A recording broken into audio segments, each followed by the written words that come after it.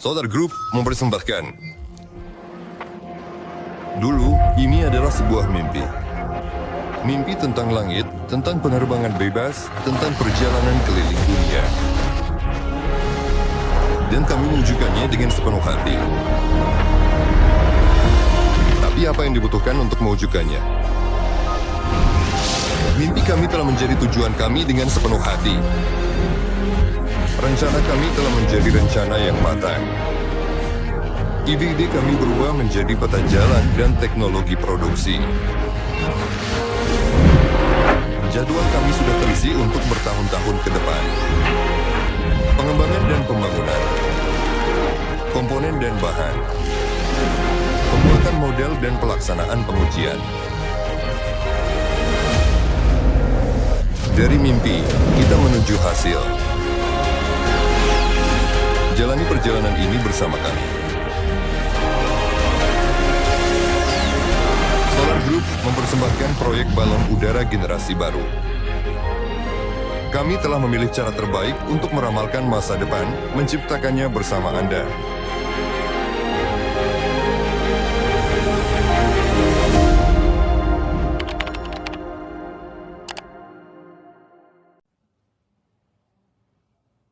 Teman-teman, halo semuanya.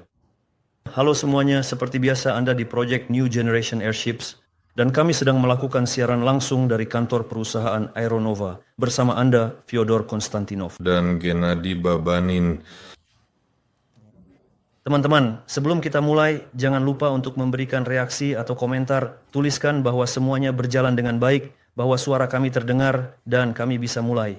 Selain itu, ini juga membantu dalam promosi. Jangan lupa untuk tetap aktif, dan jika semuanya baik-baik saja, bolehkah kita mulai? Ya, saya juga memantau siaran di Vkontakte, jadi jika ada pertanyaan, kalian bisa menuliskannya di sana. Kita akan membahas topik yang sudah lama ditunggu, yaitu bagaimana ujian atau tes berlangsung. Sebelum mulai, Fyodor, bisa ceritakan di mana tes dilakukan dan pelaksanaannya? Kita bahas topik ini. Bagi yang mengikuti, mungkin sudah tahu di mana kami melakukan pengujian kami. Sebenarnya, kalau dibilang pengujian, ini lebih tepatnya adalah perakitan balon udara. Uji terbang pertama, betul sekali. Sekali lagi uji terbang pertama yang sangat penting dijadwalkan pada minggu depan. Dari video mungkin kalian sudah paham ya, kami berada di Novinky. Ini adalah bandara di dekat Serpukhov. Bandara ini besar, bagus, baru, segar, dan merupakan bandara pribadi yang kedepannya berencana menjadi bandara internasional. Kami memang benar-benar beruntung sekali ya, sungguh karena perusahaan pengelola bandara mengundang kami, bahkan secara langsung berkata, silakan, kami akan sangat senang. Kami juga beruntung dengan tempatnya sendiri karena hanggar diberikan kepada kami oleh teman-teman dan kenalan. Ketika mereka tahu apa yang kami kerjakan, mereka langsung berkata, tentu saja silakan. Jadi kami sudah benar-benar menetap di Novinky sekarang. Kalian sudah lihat sendiri ya, bahwa kami sudah merakitnya dengan baik dan teliti. Webinar sebelumnya kami lakukan dari sana, banyak detail yang sudah kalian lihat, termasuk spesifikasi teknisnya. Ya sebenarnya seminggu ini terasa cepat berlalu. Kami merakitnya dalam 1 minggu. Kami benar-benar hanya punya beberapa hari untuk memindahkannya.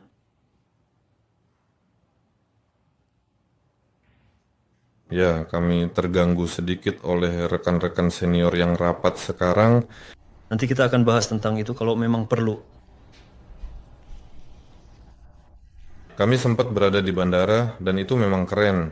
Ingin rasanya bilang merakit balon udara menjadi bagian dari proses seperti itu. Kesadaran akan hal itu memang datang belakangan, tapi secara keseluruhan sangat luar biasa. Kemarin ada delegasi yang datang dan mereka merasakan bahwa duduk di kantor merancang sesuatu itu satu hal, tapi berada di lapangan, di bandara tempat pesawat terbang dan terlibat langsung dalam perakitan di sana itu hal berbeda. Ya, melihat langsung bagaimana proyek itu secara bertahap terwujud itu sangat berharga. Benar, bisa merasakan langsung tangan sendiri. Lucu juga ketika kami memulai proyek ini, misalnya saya sendiri sama sekali tidak punya hubungan dengan dunia penerbangan. Dan banyak juga peserta proyek lainnya yang punya ilusi sendiri tentang balon udara, punya ide-ide mereka sendiri. Dan menarik seiring waktu melihat bagaimana ilusi-ilusi itu runtuh, sedang generasi yang lebih tua hanya berdiri dan tersenyum dengan tenang. Dengan pengertian tentunya. Ya, ayo.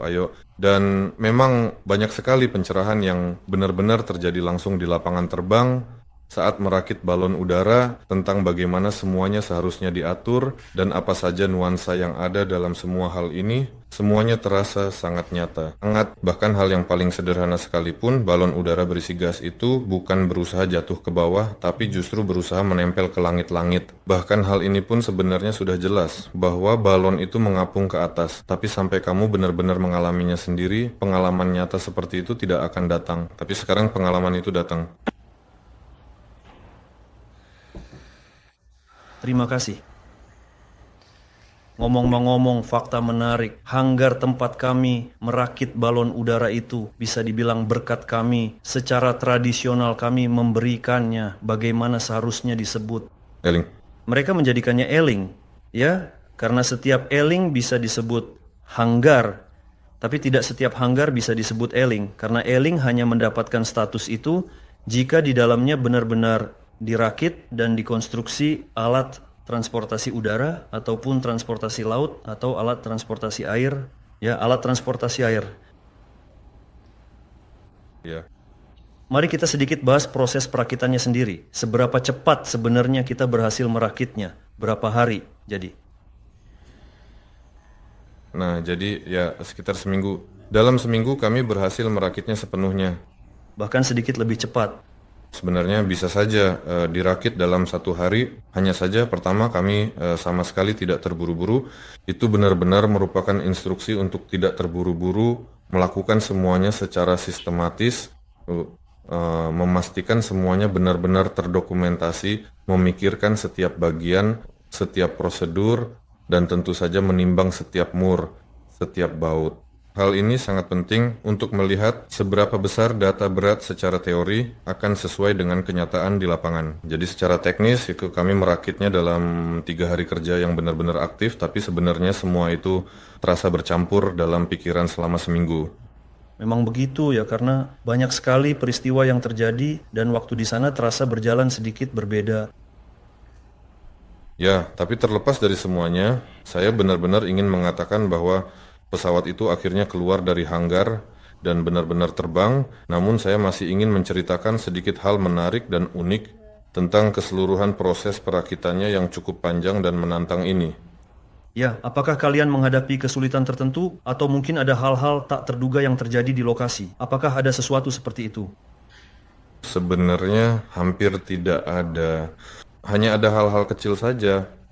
Kami sudah mempersiapkan semuanya dengan baik, kami juga punya waktu untuk persiapan, karena kami masih menyempurnakan sistem kendali itu. Secara garis besar, kami melakukan perakitan awal di sini, langsung di kantor untuk gondola ini. Itu sangat membantu. Semua pengaturan kabel juga kami rencanakan di kantor, bagaimana akan dipasang, dan toko kedua juga ada di dekat sini, hanya 5 menit dari kantor. Jadi ya, semuanya berjalan lancar, cukup mulus. Nah, kekurangan-kekurangan yang muncul saat proses perakitan sekarang sedang kami bahas minggu ini. Kami perbaiki secara bertahap satu persatu. Ada juga yang kami modifikasi, kekurangan mekanis kecil-kecilan yang sifatnya minor. Pada kenyataannya misalnya terjadi hal berikut. Ruslan pada awalnya memang tidak ingin membuat terlalu banyak bagian yang nantinya akan terhubung ke bodi. Karena menurut penjelasannya, dia bilang bahwa semua itu akan dikerjakan langsung di tempat tanpa perlu persiapan tambahan sebelumnya. Hal ini juga sempat membuat saya panik karena kalau dikerjakan di tempat tidak jelas kapan selesai. Saya bilang, tolong buatkan dulu dan siapkan supaya saya yakin bagian itu ada dan bisa dipasang ke balon udara. Sebagian cocok tapi sebagian tidak, misalnya di beberapa bagian radiusnya sedikit berbeda. Pada bagian ekor misalnya, Anda bisa melihat di video yang sudah ada atau yang akan ditampilkan nanti bahwa lengkungan pada selubungnya sedikit berbeda dari yang secara teori seharusnya. Bagian ekor dibuat sesuai dengan teori dan seperti yang bisa Anda lihat, ada sedikit lekukan pada selubungnya misalnya. Inilah yang sedang kita bahas di sini minggu ini secara lebih mendalam. Kami sedang memperbaiki dan sebagainya. Ruslan pasti juga punya alasan kenapa hal ini sebaiknya ditunda dulu agar hal seperti ini tidak terjadi. Ya, supaya prosesnya bisa terlihat jelas. Ya, tapi semuanya punya sisi positif. Pertama, kita bisa merakitnya cepat. dan terpasang berfungsi. Kalau kita membuatnya langsung di tempat, mungkin sampai sekarang kita masih repot di sana, tidak apa-apa. Ya, dan untuk beberapa masalah, toko bangunan biasa pun tidak akan bisa membantu kita. Tapi untungnya, situasi seperti itu tidak terjadi pada kita. Dan setelah beberapa hari, akhirnya kami berhasil mengeluarkannya dari hanggar. Itu adalah momen yang cukup bersejarah dan membangkitkan semangat bagi seluruh tim. Ya, itu memang sangat seru sekali. Volodya, bisakah kamu tolong tampilkan rekamannya sekarang? Nah, sebentar lagi kalian semua akan melihat cuplikan yang sangat unik dan menarik. Ya, kami juga merekam menggunakan drone dari atas. Sekarang kalian semua bisa melihat dengan jelas bagaimana semua itu berlangsung.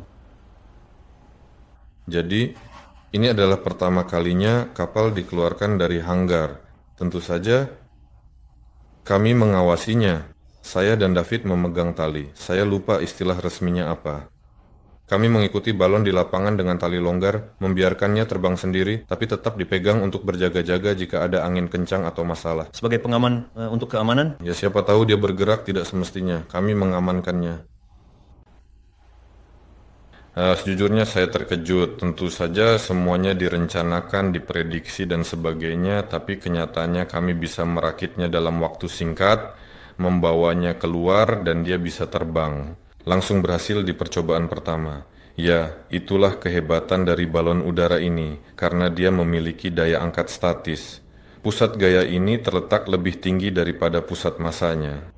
Itulah sebabnya efek Van Karstanka disebutkan di sini, seperti boneka goyang. Artinya, balon udara ini selalu berada dengan selongsong di atas dan gondola di bawah, apapun yang terjadi. Jadi, kekuatan statisnya menyeimbangkan dirinya sendiri. Karena itu, meskipun ada baling-baling, pengubah arah vektor dorong atau sirip ekor, semua itu memang memengaruhi penerbangan. Tetapi jika semuanya dimatikan, balon udara dan perangkat itu sendiri tetap akan seimbang.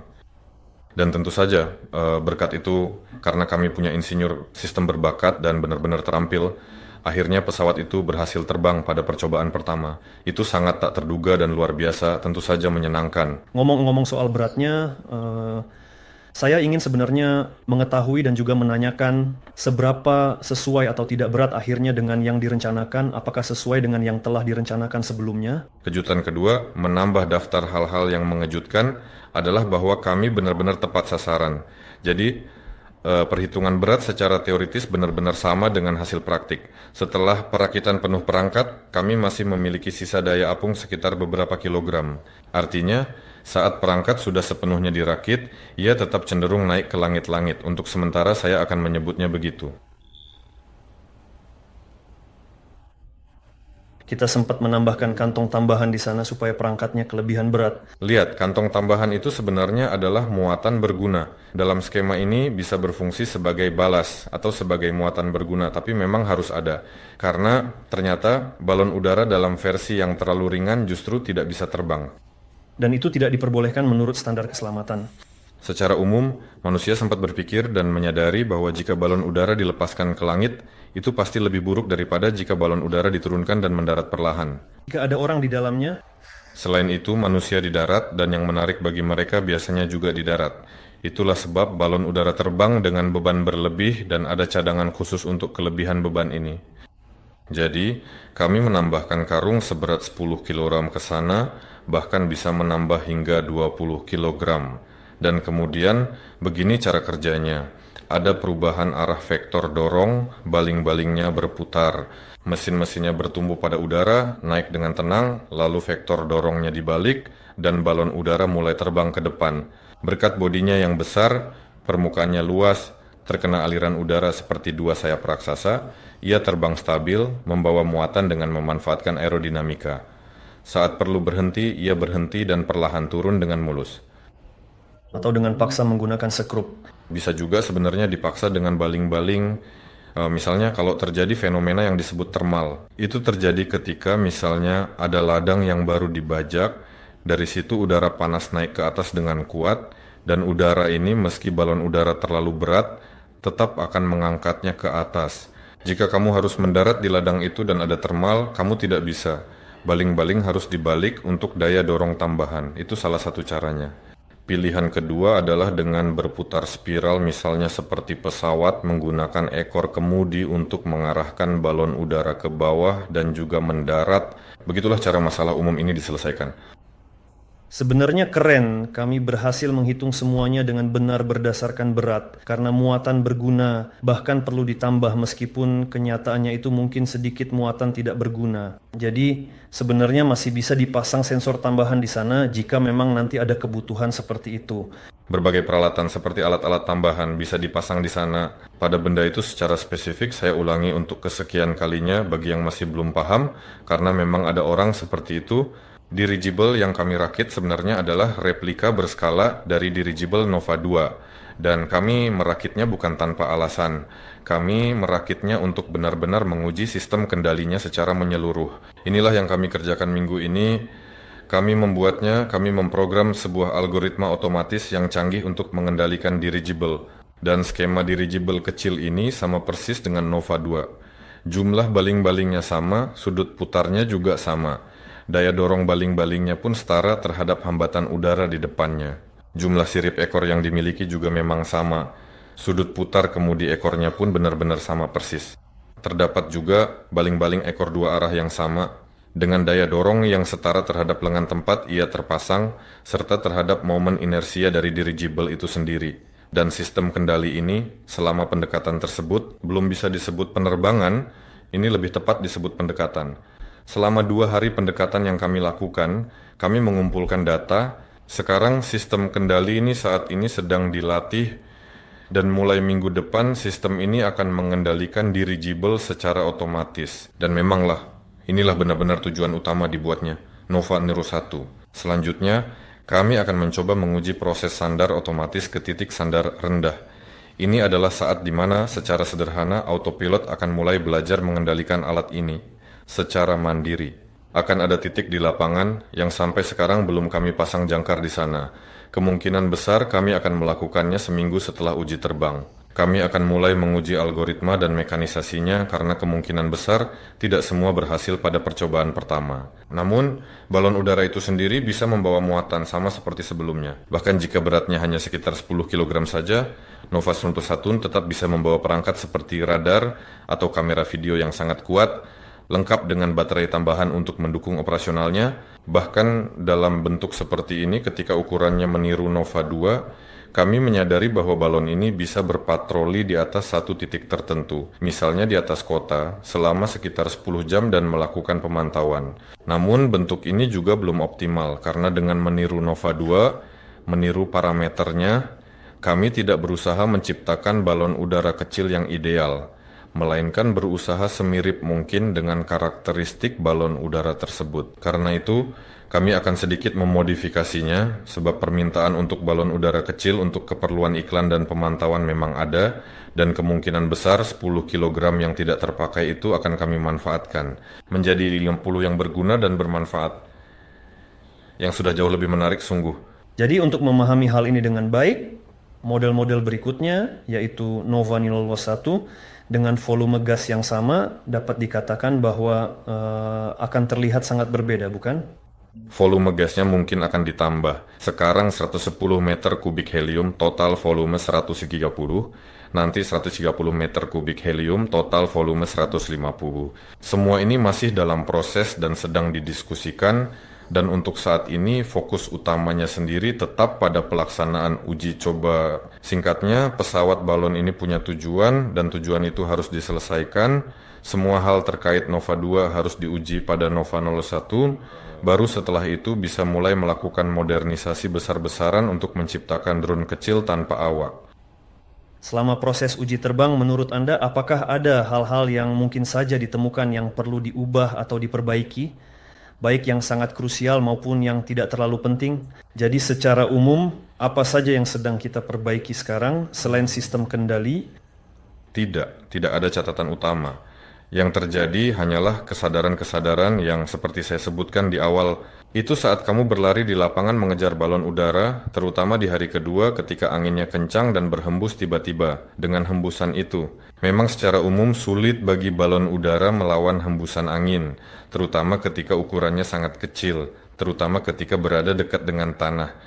Bagaimanapun juga, semakin besar balon udara, ada rumus pertumbuhan massa, inersia, dan juga hambatannya, yaitu permukaan yang terkena aliran udara. Jadi, semakin besar balon udara, semakin besar inersia massanya, dan semakin kecil permukaan yang terkena aliran udara, artinya pengaruh angin terhadap balon udara berkurang seiring dengan pertumbuhannya, terutama terhadap hembusan angin kecil seperti itu. Dan sekarang menjadi jelas, awalnya memang sudah bisa dipahami dari penjelasan, tapi sekarang hal itu benar-benar terasa dalam praktik. Misalnya di dekat hanggar, angin bertiup di bagian atas, sementara pintu hanggar terbuka, tampaknya tidak ada angin sama sekali di dalam, dan Anda perlahan-lahan mengeluarkan balon udara dari dalam hanggar, tapi di sana angin berputar seperti ini. Dan di sini terjadi pusaran, jadi semakin jauh Anda menjauhkan balon udara dari hanggar, semakin kecil pengaruh angin terhadapnya, semakin sedikit balon itu terguncang secara kasar. Jika di belakang hanggar ada hutan misalnya, maka harus menjauhkan balon udara lebih jauh lagi, idealnya sekitar 50 meter. Jika kamu berdiri di lapangan kecil ini, di belakangmu ada hutan, di sini mungkin tenang, tapi di atas pepohonan tidak tenang. Di sana cuacanya benar-benar berbeda, jadi ada lapisan permukaan perbatasan yang sangat dipengaruhi angin, sangat menarik. Dan ya seperti yang dikatakan oleh para operator balon udara sendiri, mereka bilang balon udara itu punya dua kondisi yang paling aman. Yang pertama saat balon di hanggar dan diam, itu paling aman. Yang kedua saat balon terbang. Saat kamu naik ke atas, di atas pepohonan di ketinggian 30 meter atau lebih, anginnya sudah bisa diprediksi, tidak ada hembusan tiba-tiba dan sebagainya. Jadi di atas sana semuanya jauh lebih sederhana tapi malah dekat tanah menarik. Beberapa faktor memengaruhinya. Ngomong-ngomong, kamu tadi sempat menyinggung soal proses tambatannya ke tiang tambat. Secara keseluruhan, bagaimana performanya di sini? Apakah tambatan dan tiang tambat kita bekerja dengan baik? Di sini tidak ada hal baru, kami menggunakan tiang tambat portabel ini, kakinya ditancapkan ke tanah, dan kami menambatkannya dengan tenang, dia berputar di sekitarnya seperti baling-baling angin. Di sini sama sekali tidak ada masalah, meskipun tentu saja ada beberapa detail kecil yang ditemukan selama proses operasional. Tapi sekali lagi, semua ini terjadi karena generasi yang lebih tua dengan penuh keyakinan mengusir kami sendiri ke lapangan dan berkata, kumpulkan pengalaman sedikit demi sedikit. Ya, tapi tidak ada yang kritis, hanya saja sekarang ini perlu diberi tanda pada beberapa elemen, mana bagian atas dan bawah, menandai ketinggian penarikan tiang ini dan sebagainya. Pengalaman. Sepertinya ketika kamu menyentuh topik ini, kamu mungkin ingin membicarakan tentang sistem perangkat lunak yang juga akan membantu dia untuk merapat dengan benar secara mandiri. Nah, lihat. Pada hari pertama, ketika cuaca relatif tenang, hampir semuanya dilakukan manual, ya tentu saja mereka kemudian memutuskan untuk menghentikan kegiatan itu. Bisa dengan tenang mendekat langsung ke tiang rendah itu, hampir menabrak dengan haluan kapal, jaraknya benar-benar sangat dekat. Jadi, merapat ke tiang dalam mode otomatis sama sekali tidak akan menjadi masalah.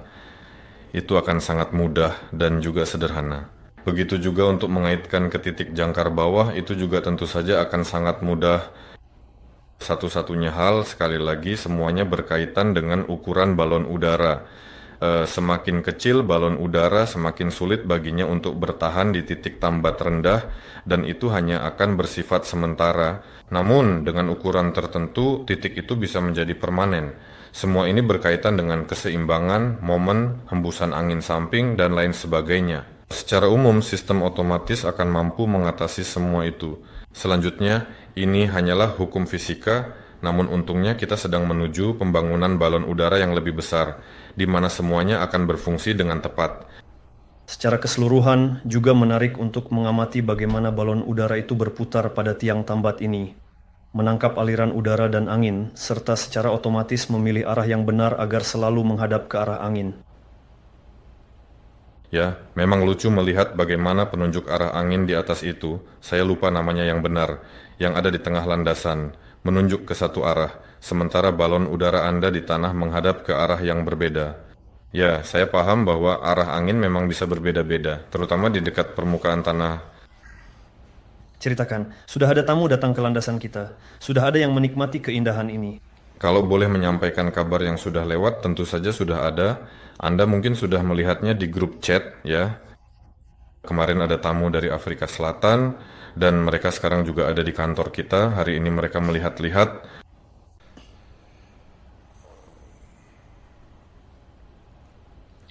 Pernah sih. Ya, bukan hanya mereka yang datang, tapi juga rekan-rekan seprofesi yang turut hadir, bahkan dari perusahaan-perusahaan terkait pun ada yang datang. Secara umum, sejauh ini yang datang masih orang-orang kita sendiri, dan dari Afrika Selatan itu kebetulan saja ada delegasi di negara ini, jadi mereka pun sempat mampir sejenak untuk sekadar berkunjung. Secara keseluruhan, mungkin dalam setengah bulan atau sebulan lagi kita sudah bisa mengadakan acara secara rutin. Ya, kami sudah mulai merencanakan, jadi pengumuman akan segera keluar dan informasinya juga akan segera ada. Nantikan dan ikuti terus beritanya. Dengar secara umum, menurutku balon udara adalah bidang yang menjanjikan untuk Afrika Selatan, sejauh yang aku tahu. Ya, seperti halnya di Rusia, juga di Amerika Selatan. Ini adalah wilayah-wilayah yang sangat luas, di mana infrastrukturnya masih kurang, dan koneksi antar kota, antar wilayah, dan sebagainya juga terbatas. Tentu saja mereka sangat tertarik dan menyukai semuanya. Mereka suka kesederhanaan dan kecepatannya. Mereka bilang kalian bisa membuat sesuatu baru dalam 3 tahun, lalu terbang dan berapa lama, setengah tahun. Jadi secara keseluruhan semuanya keren, luar biasa. Mereka mulai melemparkan ide di mana alat ini bisa digunakan dan menantikan perkembangan selanjutnya. Mereka juga bilang misalnya drone transportasi yang bisa membawa setengah ton hingga beberapa ton antar wilayah sangat dibutuhkan secara umum terutama di banyak tempat. Arah yang menarik. Saya juga tertarik mengamati kesan pertama orang-orang yang baru tiba di aerodrom, melihat semuanya dengan mata kepala sendiri, melihat bagaimana alat itu terbang, melintas, melakukan manuver. Itu adalah emosi yang sulit diungkapkan dengan kata-kata. Ya, kami berharap setiap orang bisa merasakannya. Jadi silakan saja datang berkunjung. Ya, dan seiring dengan bertambah besarnya balon udara, emosi itu juga akan semakin besar. Lalu, bagaimana sebenarnya persiapan kita untuk Nova 2 ini? Saya lihat di sana, saya juga sedang mencoba secara alami untuk perlahan-lahan memasukkan jawaban untuk pertanyaan Gleb Italianski di V-Kontakte. Dia di sini sedang DDoS, terutama soal balon stratosfer yang katanya sudah kami tinggalkan. Tidak, kami tidak meninggalkan apapun. Saat ini kami sedang menjalankan program besar. Satu-satunya hal yang benar, kami mengaku tidak mungkin merekam semuanya. Kalau operatornya saja harus dibagi 4, rasanya juga tidak akan ada konten berkualitas dari setiap bagiannya. Bisa bagi 4. Ya, musim panas nanti kami akan meluncurkan perangkat yang lebih canggih. Kami akan berusaha dalam 2 minggu ke depan untuk merekam materi tentang apa yang sedang terjadi di sana. Ada banyak sekali hal menarik. Sistem di dalam pesawat juga terus berkembang secara signifikan, dan sekarang selubung barunya yang canggih sudah dirancang, bahkan yang besar sedang dalam proses pembuatan. Selubung balas yang kuat dan sangat kokoh juga telah banyak dipersiapkan sebelumnya, dan sistem peluncurannya sedang diuji coba. Banyak sekali hal-hal keren yang benar-benar sangat luar biasa. Semua ini dikerjakan oleh Arkady secara semi-otonom di bawah pengawasan ketat Dmitry Hmel, tentu saja. Ya, tapi tidak ada operator bersama mereka, jadi tidak bisa merekam apapun. Kami membawa operator ke lapangan bersama kami. Untuk urusan stratosfer, kami akan sedikit membocorkan perkembangannya, tapi semuanya memang berjalan tidak cepat. Kami bisa dibilang baru saja mencoba meluncurkan penerbangan keliling dunia pertama, bahkan ya, dan untuk perkembangan teknologi sebenarnya beberapa bulan itu masih terlalu singkat meskipun dengan kecepatan yang kami capai secara keseluruhan sudah ada kemajuan, jadi kami akan ceritakan tunjukkan. Ngomong-ngomong soal stratosfer, kami baru saja merilis film dokumenter besar. Kalau belum menonton, wajib tonton. Videonya sangat menarik dan informatif. Saya rekomendasikan. Ya, selanjutnya tertulis tentang Nova 2. Ya. Apa itu Nova 2? Sementara kami, bagian muda dari tim, sibuk dengan Nova Sorolla Saturn, para mastodon aeronautika kami yang baru saja selesai dari sesi kerja. Akademi Ilmu Pengetahuan Penerbangan dan Aeronautika baru saja rapat di sini. Kebetulan banyak sekali anggota akademi ini yang bekerja di tempat kami, ditambah lagi beberapa di antaranya adalah kenalan saya. Jadi pada akhirnya mereka memutuskan untuk mengadakan sesi kerja di tempat kami. Saya akan sangat senang sekali tentunya jika ini bisa menjadi rutinitas dan Aeronova menjadi semacam pusat berkumpulnya para penggemar dan tokoh berpengaruh. Tidak, penggemar kita berdua, bukan tokoh berpengaruh. Setuju. Ya, mereka pada dasarnya memang mengerjakan Nova 2 tentu saja. Maket pertama dari proyek ini dibuat dengan sangat cepat dan seadanya hanya berupa gondolanya sebagai bagian utama dari desain awal sebagai langkah pertama untuk menguji konsep yang mereka miliki. Hari ini di bengkel maket kedua sedang dalam proses penyelesaian dan juga masih bersifat sementara untuk saat ini. Saat ini kami semua sedang berusaha semaksimal mungkin untuk benar-benar menetapkan ukuran akhirnya di sana. Secara keseluruhan, hampir semuanya sudah ditetapkan, tapi masih ada hal kecil. Sudut kemiringan dinding, jarak dari lantai ke langit-langit, jarak antar kursi. Sementara semua detail kecil ini sedang dikerjakan oleh bagian tim yang menangani interior, skema konstruksi, dan kekuatan strukturnya sudah terbentuk. Semua perhitungan beban statis dan dinamis juga sudah dilakukan. Tata letak ruang mesin hampir selesai, dan kini sedang dalam tahap akhir penyelesaian. Semuanya sudah diatur mulai dari titik pemasangan mesin itu sendiri, tata letak mesin, pemasangan gearbox ke mesin tersebut, transmisi putar, hingga transmisi putar itu sendiri. Mesin dengan baling-baling cincin sudah dirancang, sekarang kami telah sampai pada tahap konstruksi langsungnya.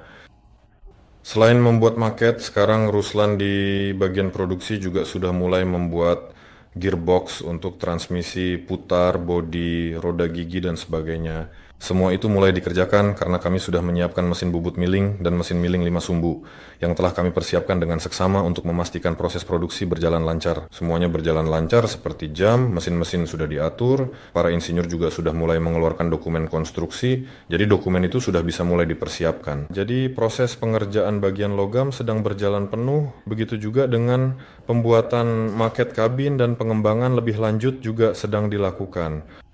Bagaimana dengan bagian lain dari balon udara? Selubungnya masih dalam proses sedang dikembangkan. Saat ini dalam proses perhitungan sebenarnya sangat sulit untuk menghitung material lunak, khususnya apalagi di perbatasan antara material lunak dan keras, ditambah lagi jika ada gesekan, deformasi, dan sebagainya.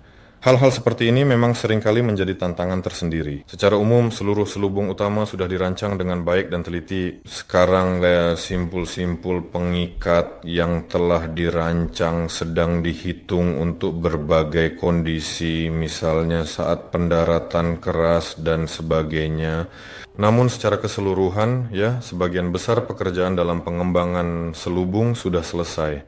Seperti yang saya sebutkan sebelumnya, material untuk selubung tersebut sudah kami beli. Saat ini, material itu sedang dalam perjalanan menuju kami dan itu tentu saja benar-benar sangat menggembirakan. Peralatan untuk pengelasan selubung ini telah dipilih dengan sangat cermat. Peralatannya juga sudah dibayar uang muka. Meja pemotong, mesin las konsol frekuensi tinggi, dan satu lagi, saya lupa nama bentuk resminya, mesin las frekuensi tinggi. Ya, itu semua sudah benar-benar siap. Semuanya telah dipersiapkan dengan baik. Jadi peralatan itu akan tiba di sini pada musim panas dan pengelasan selubung besar akan dimulai pada musim panas. Selain itu, pada musim panas juga akan datang mesin-mesin yang sudah dibayar untuk Nova 2. Pada musim panas yang sama, mesin-mesin itu akan dipasang di stand khusus dan semuanya akan dilengkapi secara lengkap dan menyeluruh dengan sistem bahan bakar, sistem kendali mesin, serta transmisi putar modern dan canggih ini. Saya tidak tahu apakah Ruslan akan sempat membuat mesin baling-baling selama musim panas, kita lihat saja. Tapi pada musim gugur, semuanya pasti sudah terpasang di stand, beroperasi, dan sedang disesuaikan. Jadi sebagian besar kita sebenarnya sudah hampir selesai. Sistem kendali pada Nova Saturn ini sudah mulai diuji, bahkan ada beberapa disempurnakan karena memang sempat muncul beberapa nuansa tertentu di sana. Pada dasarnya, masalah-masalah itu akan berkaitan dengan kapal udara berikutnya. Dengan Nova 8 di Nova 2 tidak akan ada masalah seperti itu, tapi nuansa ini sudah muncul dan kami sedang mengatasinya, bahkan sekarang atau lebih tepatnya sudah kami atasi. Untungnya kami menemukannya. Singkatnya, ketika motor listrik beroperasi, arus reaktif di sana menimbulkan gangguan balik pada jaringan, dan akibat lonjakan tegangan ini bukan kontroler yang mengendalikan motor, melainkan kontroler yang mengendalikan kontroler-kontroler tersebut yang terkena dampaknya. Salah satu dari mereka pada bow thruster bagian belakang terus-menerus mengalami restart. Semua ini terjadi dengan cepat, tetapi komputer mencatatnya. Tentu saja kami mencari tahu penyebabnya. Kami menambahkan kapasitor elektrolit. Secara keseluruhan, semuanya baik-baik saja. Sistem kendali untuk Nova 2 sudah berfungsi. Jadi untuk Nova 2, pekerjaan sedang berjalan tentu saja. Lalu, kapan kita akan terbang lagi dengan Nova Note 1? Saya paham, sekarang kita perlu mengumpulkan dan mengejar jam terbang agar program kita, sistem pilotnya, semuanya menjadi lebih baik dan terus berkembang. Untuk itu butuh jam terbang. Jadi Dima bersama para programmer yang sangat terampil dan berdedikasi sekarang sedang menulis sebuah algoritma penting yang akan digunakan untuk mengendalikan balon udara itu dengan sangat hati-hati dan penuh perhitungan. Rencananya algoritma itu akan selesai ditulis sebelum awal minggu depan dan mulai minggu depan kita akan melakukan uji terbang langsung dalam mode semi otomatis, di mana kita bisa mengatur perintah dari tablet secara garis besar. Vadim Vasilievich sekarang sedang menulis program untuk uji terbang, jadi ini semacam tugasnya. Misalnya tugasnya adalah naik ke ketinggian 30 meter dan meskipun ada angin tetap melayang di titik tertentu, misalnya berdasarkan sensor GPS. Setelah itu, Dima memasukkan tugas penerbangan tersebut, lalu menekan tombol mulai. Sudah jelas, saat ini kita belum menahan balon udara di titik tambat bawah, tapi ke depannya, balon udara harus melepaskan diri dari titik tambat, terbang ke koordinat yang ditentukan, dan melaksanakan tugas penerbangan. Minggu depan, kami berencana mulai segera mengerjakan hal-hal seperti ini, asalkan perangkat lunaknya benar-benar mengatakan, saya siap ya, dan kemungkinan besar memang akan seperti itu. Harus membuat angka 8, seperti itu. Ya, menarik juga. Tugas apa saja yang akan diberikan pada balon udara ini, uji terbang dan misinya akan seperti apa? Haruskah membuat pola angka 8? Vadim Vasilievich ketika menulis akan ada bentuk tertentu seperti persegi, segitiga, ada 3 titik, harus terbang ke titik ini melalui lintasan tertentu, harus naik lebih tinggi, lalu kembali lagi, hal-hal seperti itu. Dan semua itu harus dilakukan dalam berbagai kondisi, angin dan cuaca untuk melihat bagaimana balon udara bereaksi. Misalnya angin kanan, angin kiri, angin bawah, angin atas. Nah, itu nantinya akan menjadi semacam statistik. Kita bisa melakukan uji coba, misalnya kalau beruntung ada cuaca tenang, angin utara, angin tertentu, tapi kalau angin barat mungkin kita harus menunggu atau mengubah tugasnya. Saya tidak tahu apa yang sebenarnya akan terjadi di sana, tapi ini hanyalah pengumpulan data statistik terkait pelaksanaan tugas penerbangan. Sekarang Vadim akan menunjukkan kepada kita dan kita akan mulai. Pavel Akhmetov, apakah balon udara itu benar-benar bisa dikendalikan seperti drone FPV atau mungkin tidak? Ya, itu juga akan segera mulai kami uji minggu depan di kantor pusat kami. Ada tempat untuk operator jarak jauh dengan kursi lengkap dan panel kendali. Ya, di balon udara itu dipasang kamera, saya lupa namanya apa, pokoknya kamera industri dengan lensa yang tepat, yang sudut pandangnya lebar. Kamera-kamera itu menghadap ke segala arah, depan, belakang, kanan, kiri, bawah, depan, bawah, bawah, belakang, kunci tambatan. Jadi semua gambar ini dalam format yang benar ditampilkan di 3 monitor yang sudah kalian lihat, yang kami rakit untuk simulator. Dan di sana ada kursi tempat para pilot berlatih di simulator, belajar terbang. Inilah tempat pilot jarak jauh dan ini menjadi tempat pilotnya. Di sana ada komputer tentu saja yang terhubung ke internet dengan kabel biasa dan ke internet yang sama dengan internet yang sama. Dirigen juga terhubung melalui menara 4G. Di dalamnya terdapat 2 modem yaitu MTS dan Megafon yang bernama demikian, dan dengan jeda beberapa milidetik operator akan menerima gambar. Tentu saja akan ada beberapa indikator di layarnya, misalnya ketinggian, kecepatan, tekanan, dan lain-lain yang penting.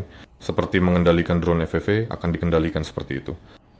Ya, teman-teman saya juga bercerita di sana dipasang kamera penglihatan mesin yang sangat presisi yang Berdasarkan kamera-kamera ini juga, algoritma itu nantinya akan belajar sendiri untuk mengumpulkan data, mengendalikan balon udara, dan akan bisa melihat apa yang terjadi di sekitarnya saat menjalankan misi penerbangan. Misalnya, jika ada pohon di jalur atau ada objek lain di udara atau apapun itu, dia akan menghindarinya, terbang mengelilinginya dan sebagainya, serta berinteraksi dengannya jika itu adalah titik tambat atau hal lain, atau barang yang harus diambil. Dengan menggunakan kamera yang sama, komputer menghitung kecepatan angin dari gerakan pucuk pohon saat pendaratan. bahkan seperti itu. Ya, begitulah. Ini memang abad ke-21, algoritma bisa melakukan segalanya. Keren. Apakah ada rencana untuk menerbangkan balon udara ini ke titik maksimalnya atau melakukan penerbangan di ketinggian tertentu? Saat ini balon udara kami diisi helium sedemikian rupa sehingga volume udara yang tersisa untuk didorong oleh helium yang akan mengembang saat naik akan memungkinkan kami mengangkat balon udara ini hingga setinggi 1 kilometer. Setelah kami selesaikan semua misi penerbangan Zubkevich, mungkin salah satu misinya naik 1 kilometer. Kita lihat nanti kenapa tidak. Mengangkatnya bisa dan seharusnya dilakukan. Karena kami sendiri juga penasaran seberapa tinggi dia bisa terbang. Secara teori, dia bisa naik sampai 1 kilometer tanpa masalah, tapi harus dicoba mengangkatnya. Menarik melihat pemandangan dari sana di bawah balon udara. Ngomong-ngomong, tidak akan ada masalah untuk melakukan uji terbang ini dengan inovasi-inovasi baru itu. Tidak, semua prosedur yang berkaitan dengan administrasi bandara sudah dibicarakan dan disepakati sebelumnya sehingga tidak akan ada masalah selama kita mematuhi dan mengikuti prosedur yang telah ditetapkan dengan benar. Ya, protokol. Jadi, apakah kita masih punya berita lain? Berita, entahlah, ada banyak berita. Apakah kita akan mendaftarkan Nova Nurosatun di Rosaviatsia? Pengacara kami menelepon langsung ke Rosaviatsia dan mereka kemudian diberitahu bahwa konsep balon udara tak berawak sama sekali tidak ada di Rosaviatsia. Begitu juga dengan kewajiban untuk mendaftarkannya. Bagaimana kamu menamai kapal, begitulah ia akan berlayar.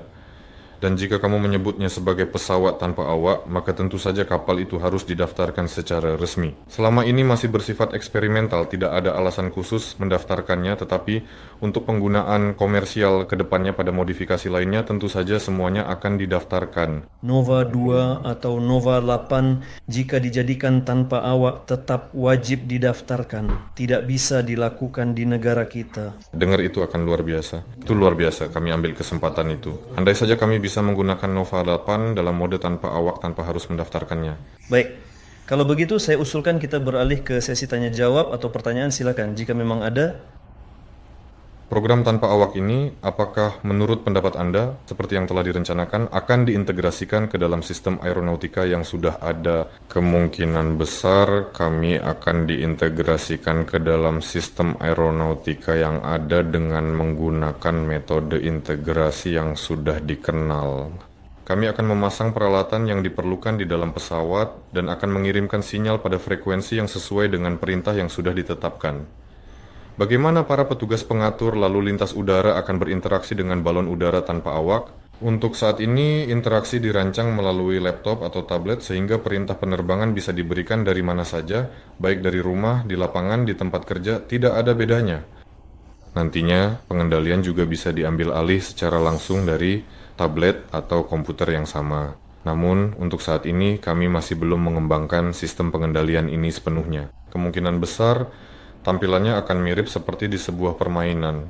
Jika menggunakan laptop, maka akan ada tombol panah dan huruf-huruf. Jika menggunakan tablet, mungkin akan muncul tombol panah di layar. Ya, tapi untuk saat ini, rencananya pengambil alihan kendali akan dilakukan melalui lokasi pilot jarak jauh. Secara khusus, ya, sistem tersebut akan bisa dibilang nantinya dibuat menjadi lebih cepat. Baik, saya juga punya pertanyaan. Apakah pada tahap ini perusahaan Aeronova berencana untuk menjalin kontak atau hubungan kemitraan dengan perusahaan-perusahaan di seluruh dunia yang sudah mengembangkan balon udara dan telah lebih maju dalam beberapa aspek? Ya, itu memang direncanakan. Pertama, dunia para pengembang balon udara itu cukup kecil, sempit, dan mereka semua sudah saling mengenal. Sekarang meskipun kami tertinggal dari beberapa pihak, kami akan segera mengejar mereka dalam waktu dekat dan tentu saja akan terus bekerja sama dengan mereka ke depannya. Ada pertanyaan lagi, apakah operator UAV tipe pesawat yang sudah terbiasa dengan antarmuka lain bisa langsung mengoperasikan Nova 01 atau mereka perlu pelatihan ulang? Begini, ketika algoritma sudah berfungsi sepenuhnya, secara umum operator jarak jauh seperti itu sebenarnya tidak akan dibutuhkan lagi. Tepatnya kebutuhan akan mereka tetap akan ada dan terus berlanjut meskipun mungkin tidak sebanyak seperti sebelumnya. Tentu saja, mengoperasikannya tidak akan menjadi hal yang sulit.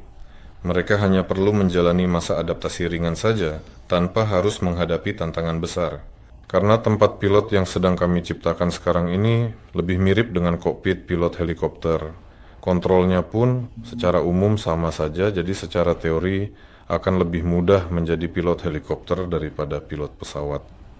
Tapi berdasarkan pengalaman, Dima Orlov sendiri pertama kali mengendalikan balon udara, dan sejak hari pertama dia bisa menerbangkannya dengan tenang. Satu-satunya hal adalah secara intuitif dia melakukan tindakan-tindakan yang sebenarnya harus diketahui dan juga dipelajari melalui kursus. Balon udara secara umum tidak melawan angin. Kalau kita menggunakan drone tanpa cangkang pelindung, misalnya seperti kopter model pesawat atau helikopter, maka jika angin sedikit saja memutar posisi kita akan harus melawan arah angin tersebut dengan baling-baling yang ada. Pada balon udara, manuver seperti itu tidak bisa dilakukan. Tidak ada gunanya melawan angin. Angin justru harus dimanfaatkan. Pengendaliannya di sini lebih mirip seperti olahraga layar. Kamu mencoba memutar balon udara ke arah lain karena tidak ingin balon itu berputar begitu, tapi angin yang memutarnya. Kamu mulai mencoba melawan angin, tapi di sini caranya berbeda. Jadi teori ini harus dipelajari. Secara keseluruhan pengendaliannya sangat sederhana, sehingga dalam 5 menit saja sudah bisa beradaptasi. Apakah Dimitri sebelumnya pernah punya pengalaman menerbangkan sesuatu?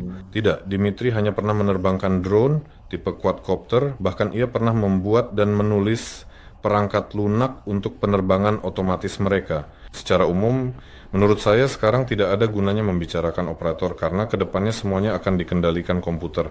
Saya setuju dengannya, G. Tapi tetap saja misalnya pilot masih dibutuhkan jika kita mengangkut orang, jadi sistem kendali tetap dibuat untuk itu.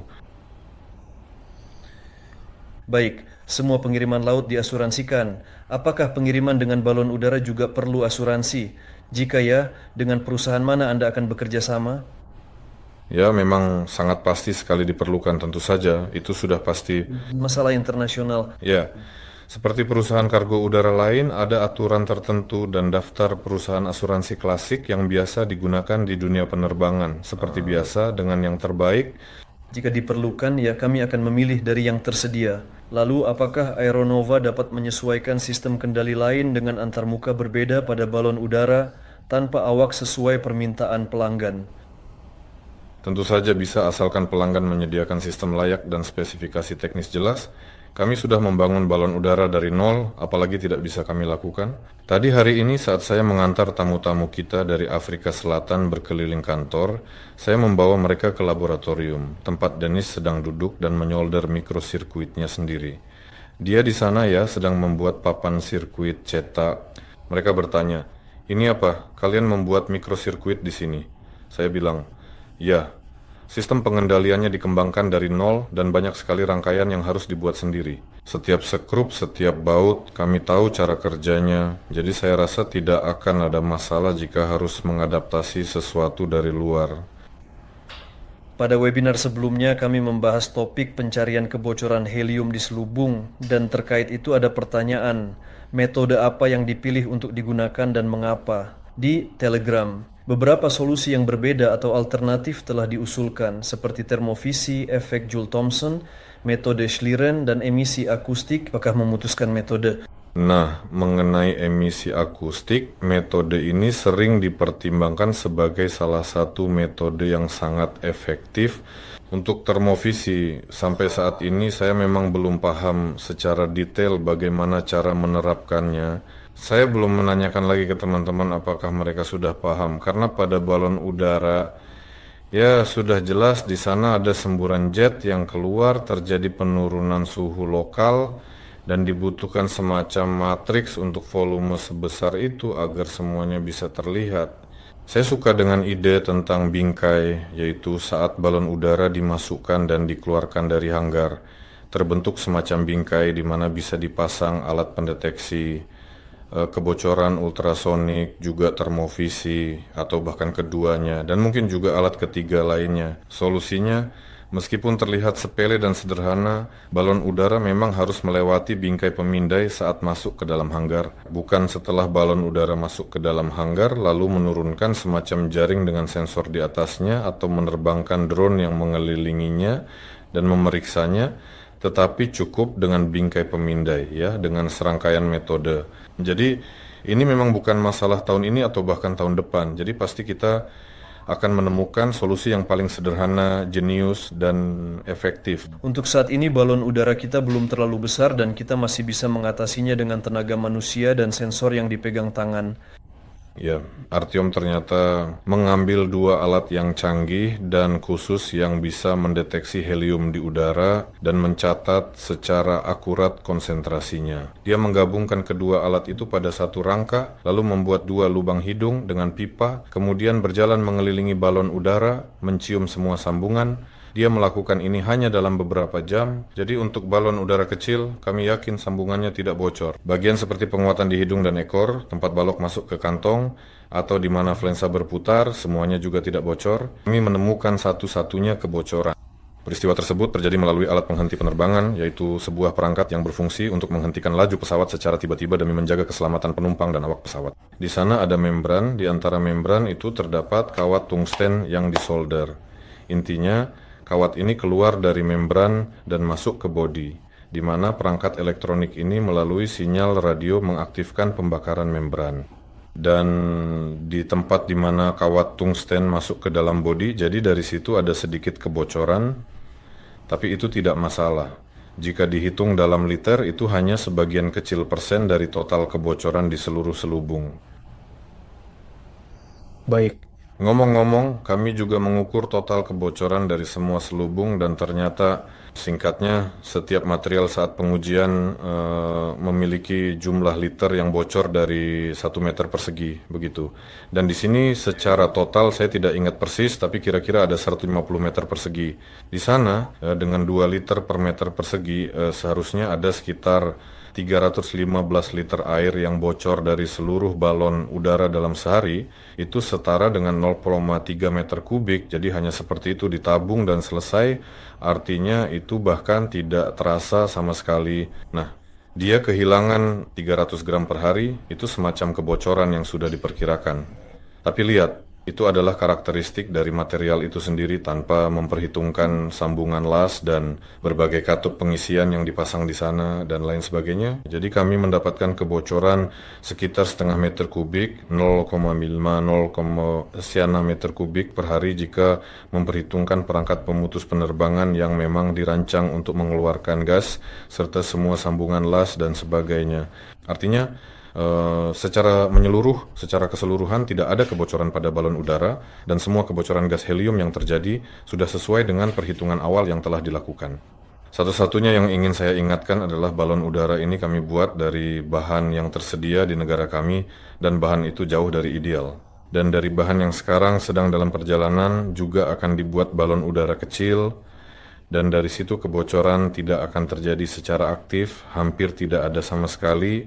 Jadi secara keseluruhan metode pencarian kebocoran yang kami miliki saat ini sudah cukup untuk memahami dalam beberapa jam saja. Selain itu, secara umum hal ini bisa dipahami dari kekuatan dorongnya karena balon udara bahkan saat berada di dalam whaling tetap berusaha untuk terbang dan kamu bisa melihat dengan dinamometer seberapa besar kekuatan yang ia gunakan untuk mencoba terbang. Jika kekuatan menurun tiap hari, kamu mengalami kebocoran sebesar itu.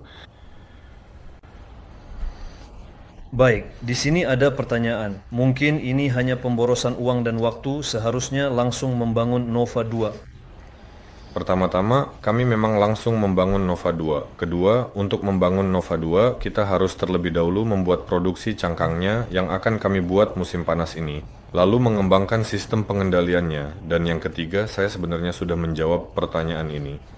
Ya, karena harga kesalahan pada Nova 2 jauh lebih fatal dibandingkan jika kita mengalaminya sekarang di balon udara Nova 01. Dan karena itulah balon udara ini dibuat sebagai langkah pencegahan untuk mencegah situasi tak terduga tersebut pada model yang lebih besar nantinya. Baik, pertanyaan berikutnya, apakah Anda akan membuat replika berukuran kecil dari Nova 8, Nova 35?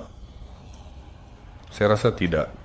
Tidak ada kebutuhan khusus. Yang kami perlukan adalah... Saya bahkan akan mengatakan hampir tidak mungkin untuk benar-benar membuat replika Nova 8 atau Nova 35 karena di sana sudah ada distribusi energi di dalamnya, sudah ada generator dan jumlah baling-baling utama yang terpasang di badan balon udara itu sudah mencapai belasan hingga puluhan Artinya, untuk meniru secara kasar tingkat tenaga, daya dorong, dan rasio hambatan udara mereka dan sebagainya, itu bahkan sudah menjadi hal yang mustahil. Tapi setidaknya bagus kita sudah berhasil membuat yang satu ini sistem kendalinya sehingga kedepannya proses adaptasi akan jauh lebih mudah. Jadi kami tidak berencana membangun balon udara kecil sebagai alat latihan, tetapi untuk membuat, bukan mengubah, melainkan menciptakan balon udara kecil untuk iklan dan pengamatan. Ya, itu memang kami rencanakan. Akan ada produksi selubung, kami mulai produksi massal. Ngomong-ngomong, ada pertanyaan terkait hal itu. Apakah bentuknya akan sama persis atau akan memiliki bentuk yang berbeda? Itu adalah bentuk selubung yang paling optimal yang dapat ditemukan pada kondisi ini, dan kemungkinan besar juga merupakan bentuk ekor yang paling optimal untuk mencapai efisiensi maksimum dalam situasi tersebut. Namun letak mesin, daya mesinnya, jumlahnya, bentuk rangka atau gondola atau istilah lainnya, sebut saja begitu, semuanya itu akan berubah, bukan? Semuanya akan benar-benar berbeda. Jadi apakah memungkinkan membuat Nova 011 dengan bahan selubung baru yang warnanya berbeda? Misalnya, saya ingin balon udara berwarna merah. Apakah akan ada uji coba dengan warna lain? Dan secara umum pesawat udara warna lain? Bisa apa saja. Bisa dibuat metalik, bahkan bisa dibuat hitam sekalipun. Satu-satunya hal itu akan sangat memengaruhi pemanasan. Misalnya balon udara hitam akan cepat sekali panas, lalu juga cepat sekali mendingin. Setiap pilihan ada nuansanya sendiri. Tapi tentu saja sesuai dengan permintaan pelanggan, semuanya bisa dibuat sesuai keinginan Anda. Satu-satunya hal akan diberikan peringatan misalnya, bahwa balon itu berwarna putih bukan karena tradisi tertentu, melainkan karena oksida seperti titanium atau aluminium. Dengan warna seperti itu mampu memantulkan sinar ultraviolet dengan baik dan melindungi selubung dari degradasi dini. Selubungnya juga bisa dimetalisasi dengan hasil yang sama baiknya, misalnya untuk memantulkan sinar matahari, tetapi kemudian muncul masalah saat pengelasan selubung. Kamu tidak bisa mengelas selubung, letakkan berdampingan, dan pasang pita las khusus di belakang, lapisan metalisasi tidak bisa dilas. Apakah itu tambah beratnya? Tidak, itu tidak menambah berat atau memengaruhi kekuatan. Yang bertambah hanya tingkat kesulitan pembuatan selubung, itu saja. Sebenarnya bisa dilakukan. Ya, ada pertanyaan lagi. Apakah kita akan melakukannya? Siapa yang tahu di sini? Di Rusia, saat ini ada rencana untuk memulai produksi selubung dengan lapisan emas, dan niat itu sendiri masih tetap ada. Sejak kesepakatan awal, saya akan senang melihat kapal udara berlapis emas di atas Moskow. Terdengar tentu saja ya, sangat menjanjikan. Jadi sejauh ini belum terbang di sepanjang sungai dan di atas danau. Itu juga salah satu pertanyaan di sini. Jadi untuk saat ini belum. Sudahkah dilakukan uji coba sandar saat angin kencang? Bagaimana sebenarnya hal itu akan dilakukan? Apakah harus menunggu angin kencang atau ada simulasi yang tersedia? Bersandar ke tiang tinggi dalam mode otomatis saat ada hembusan angin yang kuat.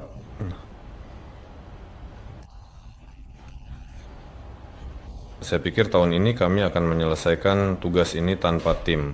Secara umum, tidak ada yang sulit dan otomatisasi sekarang saya tidak tahu apakah Anda lihat, robot-robot sudah bisa berlari. Di hutan, melewati batu, melewati batang kayu.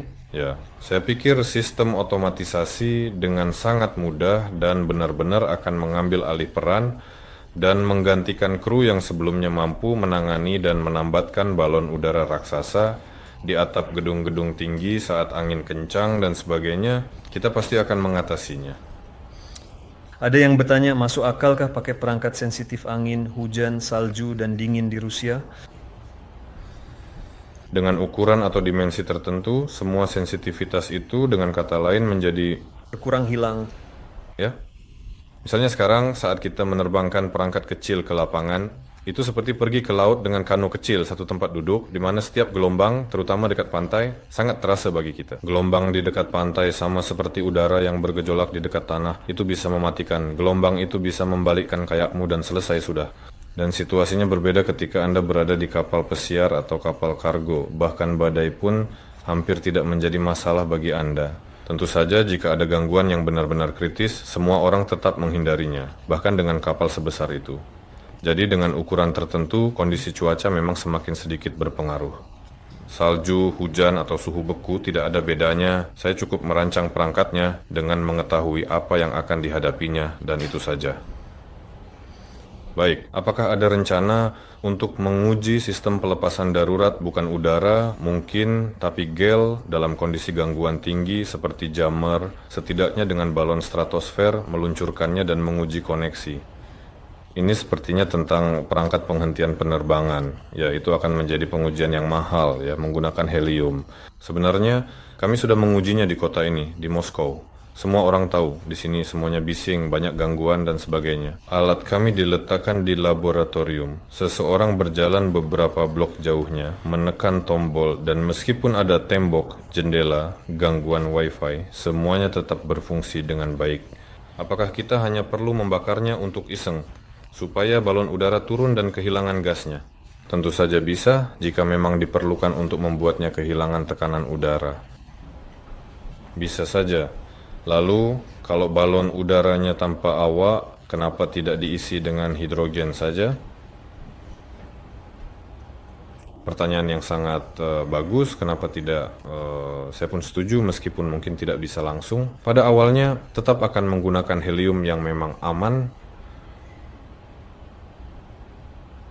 Di masa depan, mungkin saja kenapa tidak, ketika kita sudah tahu bagaimana cara berinteraksi dengannya dengan lebih baik dan aman untuk seluruh tim, karena sebelum mengirimkannya terbang, kita harus merakit, mengisi, dan menempatkannya. Berdiri di hanggar di samping hidrogen itu, ya, dan menyilangkan jari juga rasanya tidak ingin. Oke, pertanyaan ini sudah pernah dibahas ketika masa pakai balon udara habis, apakah helium bisa digunakan kembali, karena volumenya sangat besar. Ya, tapi helium bisa kotor, terkontaminasi, tercemar, dan sebagainya pada dasarnya karena ada difusi gas. Kontaminasi oleh apa? Ada istilah yang disebut tekanan parsial. Ini terjadi saat ada batas, di satu sisi banyak molekul zat tertentu, di sisi lain sedikit, dan molekul-molekul itu tetap berusaha menyeberang ke sisi lain, dan molekul-molekul udara tetap saja masuk ke dalam selubung. Molekul-molekul yang sama juga bisa dengan mudah keluar dari bahan selubung itu sendiri, dari bahan katup-katupnya. Jadi pada akhirnya semuanya akan bercampur di suatu tempat seiring waktu. Helium pun cukup cepat tercemar, kotor, dan bahkan harus dibersihkan. Di Jerman mereka punya instalasi khusus yang berdengung di hanggar. Mereka memompa gas itu melalui alat-alat tersebut. Kami sendiri sedang mengembangkan sistem pembersihan di dalam pesawat tentu saja. Ya, kami tidak berencana membuang helium. Sebaiknya helium dibersihkan dan digunakan berulang kali. Luar biasa. Baik, pertanyaan ini juga memang sebenarnya sudah bisa diduga sejak awal. Apakah hanggar untuk produksi Nova 2 sudah ditemukan saat ini? Apakah kita sudah punya sesuatu yang diincar? Tidak. Hanggar yang kita miliki sekarang tidak cocok untuk Nova 2? Tidak saja. Ukuran Nova 2 itu sekitar 44 meter. Ya, kalau saya tidak salah. Dan di sini saja yang 17 meter pun sudah susah masuk. Hanggar yang dipilih adalah L-Lynx berkerangka pneumatik yang bisa dibeli dan dipasang di wilayah. Misalnya di bandara yang sama di Novinky misalnya, sekarang pun bisa dipasang di sana. Sementara? Ya, semuanya sementara. Nanti bisa dipindahkan lagi atau ditempatkan di bandara yang tadinya direncanakan untuk dibeli, tapi tidak jadi karena bandara itu sudah dijual sesuai kesepakatan sebelumnya.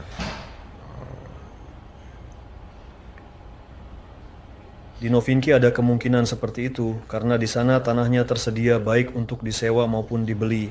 Ya, dan secara umum, kenalan kita memang memiliki tanah di sana dan bangunan sementara, kenapa tidak, tinggal bagaimana menempatkannya saja. Dan mengenai hanggar yang besar, maksudnya hanggar yang sudah ada, kita kan dulu merencanakan Nova 2, yang memang masuk ke hanggar standar tempat biasanya Boeing 700-an masuk. Tidak, sejauh ini kami belum mencapai kesepakatan dengan siapapun. Pertama-tama karena hal ini masih belum akan terjadi dalam waktu dekat, jadi tidak ada gunanya membuat orang khawatir dari sekarang. Dan kami tetap berharap mungkin untuk memasang rangka pneumatik, karena hanggar harus digunakan dan digunakan dalam waktu lama. Itu tetap saja biaya tambahan yang pada akhirnya tidak menghasilkan apa-apa dan memiliki sendiri meskipun hanya sementara terdengar lebih rasional. Lebih menyenangkan, jenis balon udara mana bisa Anda daratkan di air? Apakah direncanakan fungsi seperti itu? Sebenarnya balon udara apapun dapat mendarat di atas air. Asalkan dipersiapkan saja. Ya, ada yang bertanya, apakah dia bisa terbang lagi setelah itu? Bisa. Nova 2 bisa mendarat di atas air, tapi sebenarnya tidak ada gunanya. Nah, Nova 8 sudah dibuat dengan kemampuan mendarat di air secara tenang. Dan tentu saja semua balon udara berikutnya seharusnya bisa mendarat di atas air. Baik, sepertinya pertanyaannya sudah habis. Saya harap saya sudah membacakan semua yang kalian tulis. Jika ada yang terlewat, mohon maaf. Nah, sepertinya kita sudah membahas semua yang ada pada kesempatan kali ini.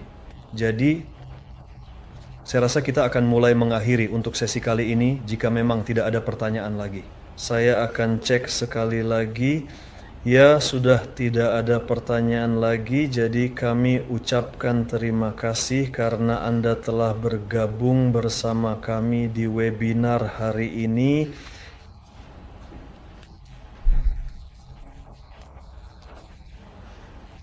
Semoga Anda merasa tertarik dan mendapatkan pengetahuan baru. Jangan lupa untuk mengikuti episode-episode berikutnya dan tetap pantau kami. Ya, kami akan berusaha mengurangi jeda waktu antara aksi nyata dan keluarnya berita di Telegram. Setidaknya meskipun belum di semua media sosial lainnya, minggu depan kami akan berangkat ke bandara. Kemungkinan besar akan ada banyak hal menarik, jadi pantau terus. Ya, sampai jumpa. Sampai bertemu lagi semuanya. Solar Group mempersembahkan. Dulu, ini adalah sebuah mimpi. Mimpi tentang langit, tentang penerbangan bebas, tentang perjalanan keliling dunia. Dan kami mewujudkannya dengan sepenuh hati. Tapi apa yang dibutuhkan untuk mewujudkannya? Mimpi kami telah menjadi tujuan kami dengan sepenuh hati. Rencana kami telah menjadi rencana yang matang. Ide-ide kami berubah menjadi peta jalan dan teknologi produksi. Jadwal kami sudah terisi untuk bertahun-tahun ke depan. Pengembangan dan pembangunan, komponen dan bahan, pembuatan model dan pelaksanaan pengujian. Dari mimpi, kita menuju hasil. Jalani perjalanan ini bersama kami. Solar Group mempersembahkan proyek balon udara generasi baru. Kami telah memilih cara terbaik untuk meramalkan masa depan, menciptakannya bersama Anda.